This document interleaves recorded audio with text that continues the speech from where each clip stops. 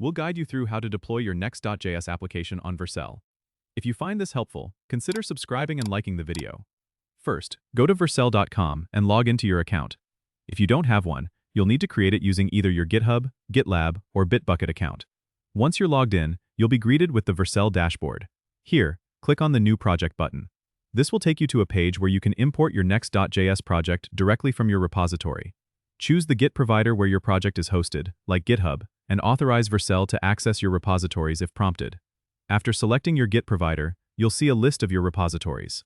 Find the one containing your Next.js application and click Import.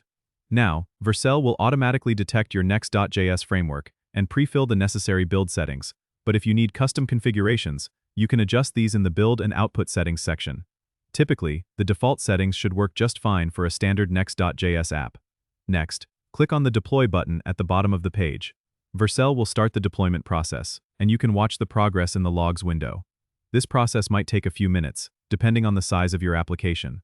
Once the deployment is complete, Vercel will provide you with a unique URL where your Next.js app is live. You can share this URL with others or use it for testing. Additionally, Vercel offers options for setting custom domains if you want a more personalized URL. Vercel also handles continuous deployment, which means that every time you push changes to the main branch of your repository, Vercel will automatically redeploy your app with the latest updates.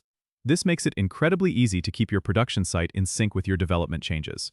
Don't forget to subscribe and comment if this helped you out.